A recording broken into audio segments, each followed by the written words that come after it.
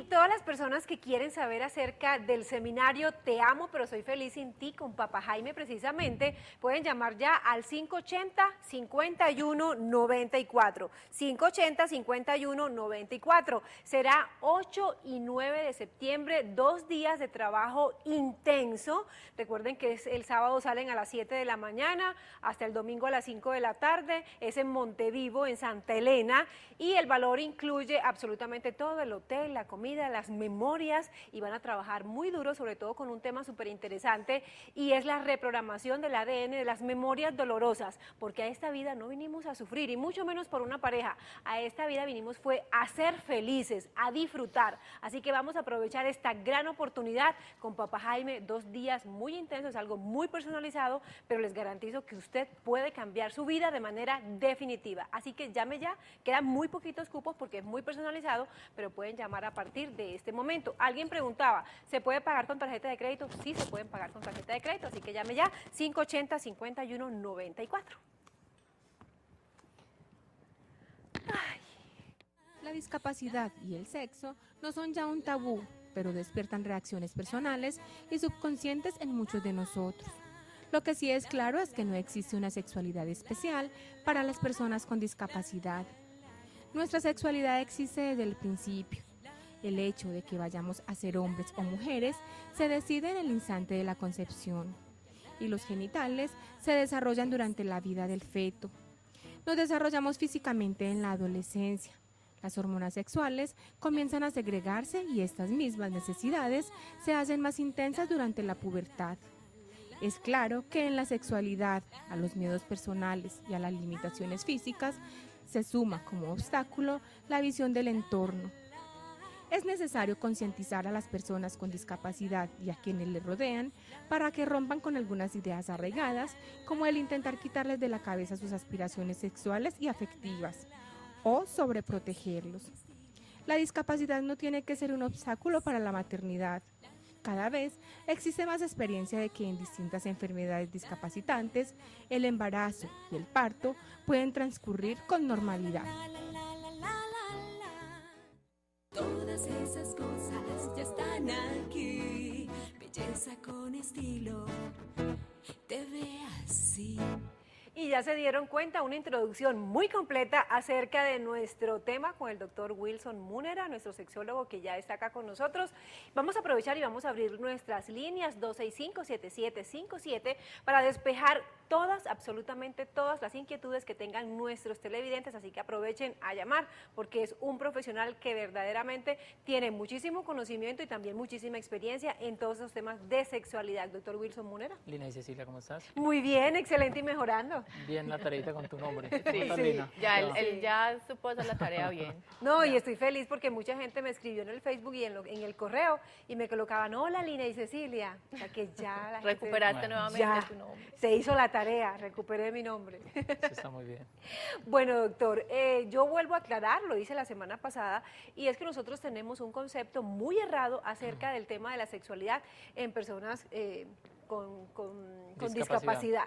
Nosotros pensamos que para ellos la sexualidad no existe, que ellos no tienen ni idea qué es eso, es más, que ellos no disfrutan, que ellos no tienen ni siquiera esa malicia que nosotros creemos que no es malicia, que es algo normal definitivamente y que incluso es una necesidad, pero nosotros pensamos que a ellos eso no les pasa.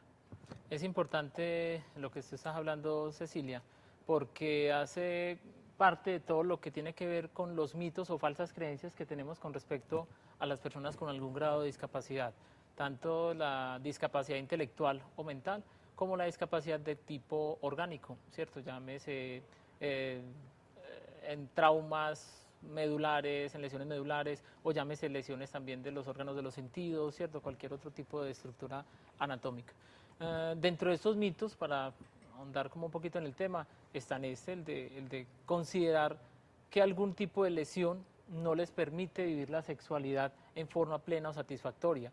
Por ejemplo, uno muy importante, que todo paciente con un trauma medular no tiene erecciones, o no consigue orgasmos, o no puede presentar algún tipo de sensibilidad o de disfrutar de su sexualidad. Para hablar de sexualidad en los discapacitados, en general, en términos generales, hay que tomar en cuenta de que la sexualidad no la podemos limitar a la sola genitalidad, ¿cierto? A la sola penetración o acto sexual con penetración, el coito como tal. Entonces la sexualidad tenemos que ver de una dimensión mucho más amplia, tomando en cuenta lo que tiene que ver y que hace parte de ella, que es el afecto, es el compartir con una pareja, es el enamorarse, son las caricias, los besos, los abrazos, es el tener el derecho a la reproducción, ¿cierto? Todo este tipo de funciones o de acciones hacen parte de la sexualidad. Entonces, viendo desde ese marco un poco más amplio la sexualidad, queda claro de que las personas con discapacidad tienen derecho a vivir su sexualidad de una forma plena y satisfactoria. Doctor, una de las preguntas que nos llegó a través de nuestro correo es ¿a qué edad empiezan los jóvenes con problemas de discapacidad a sentir deseo sexual? Habría que mencionar de qué tipo de discapacidad, pero para acabar de completar lo que estaba mencionando, dentro de algunas personas, dependiendo de su discapacidad, por ejemplo, alguna que tenga que ver con la locomoción, como los traumas medulares o algunas enfermedades neurológicas o tumores que pueden llegar a una afección a nivel de la médula espinal y dependiendo en algunas partes se puede perder la función reproductiva, la función, por ejemplo, de conseguir una erección, de tener un orgasmo, de eyacular o de perder cierta sensibilidad en algunas zonas. Pero lo que es el deseo se sigue conservando, ¿cierto?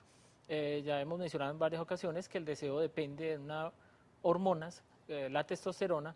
Entonces, si es en el caso de un joven o de un adolescente, en la etapa de la adolescencia comenzaría a presentar también este tipo de sensaciones, de sueños, de fantasías, ¿cierto? De querer vivir o de necesitar o desear tener alguna experiencia erótica o de incluso ya comenzar con la autoestimulación.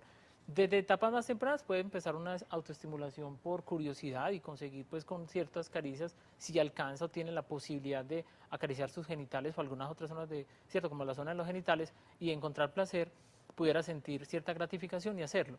Pero en cuanto al deseo, cuando comience su desarrollo hormonal, con respecto, como en la adolescencia, igual, lo mencionamos con los pacientes con síndrome de Down y aquí también presentan su adolescencia y su desarrollo común y corriente, ¿cierto? Su desarrollo de sus caracteres sexuales secundarios, crecimiento de las mamas, crecimiento del vello púbico, crecimiento del tamaño de sus genitales, coloración, todo esto se puede presentar. ¿Qué pasa con las personas? De pronto hay dos momentos, cuando la persona nace con la discapacidad y sabe cómo vivir con ella durante toda su vida, pero también de pronto pasa que hay un accidente de tránsito, accidente violento que lo que genera inmediatamente es una discapacidad, puede ser una persona casada o un joven, ¿cómo maneja eso? Hay un punto importante leyendo con respecto al tema de discapacitados con alguna alteración, pues de personas con discapacidad, y mencionas que no debemos individualizarlos, ¿cierto? Es decir, no debemos generar, están discapacitados todos, entonces todo el que tenga un trauma medular tiene el mismo problema. No, hay que tener en cuenta muchas cosas. Primero, va a depender va a depender a nivel individual, hay que mirar cada individuo como un ser único. Entonces, ¿qué capacidades tiene esta persona a nivel intelectual?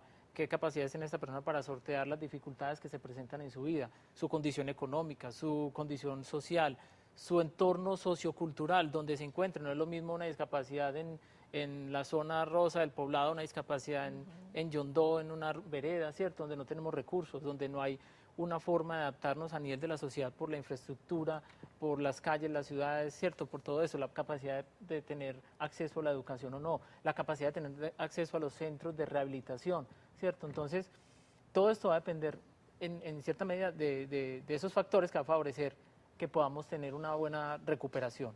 En las discapacidades también tienen que tomar en cuenta algo, que no, algunas son permanentes, ¿cierto? Otras son temporales, unas son reversibles, otras son irreversibles. El grado de severidad va a ser variable entre uno y otro. Hablando de traumas medulares, por ejemplo, algunos van a ser parciales o totales, dependiendo del nivel de la lesión, por ejemplo, a nivel medular. Si es una lesión alta, va a permitir en algunos tener cierta sensibilidad en algunas zonas, va a permitir en algunos conseguir la erección, puede que no sientan, pero pueda conseguir una erección, y hay variabilidad incluso entre ellos mismos. Si la lesión es media, que corresponde a otros niveles de la médula espinal, que no es del caso pues como detallarlos acá, van a encontrar diferentes tipos de sensibilidad o sensaciones, lubricación vaginal, orgasmos, eyaculación o erección. Pero, en forma paremos independiente. Ahí. Vamos por erección de manera independiente. Ahí quedamos. Vamos a hacer una pausita, porque tenemos a Claudia en la línea. Claudia, ¿cómo estás? Claudia.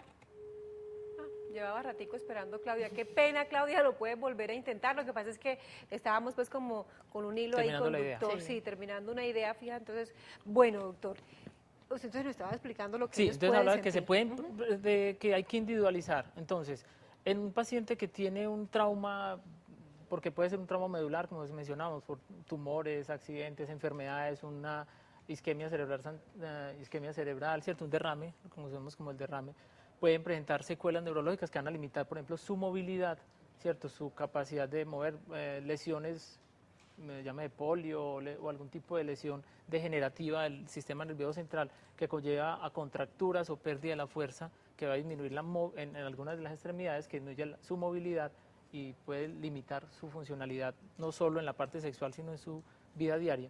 Entonces como toda persona que tenga un trauma tendrá su época de duelo, tendrá su época de depresión, de aceptación, y todo esto hay que vivirlo y requiere un acompañamiento.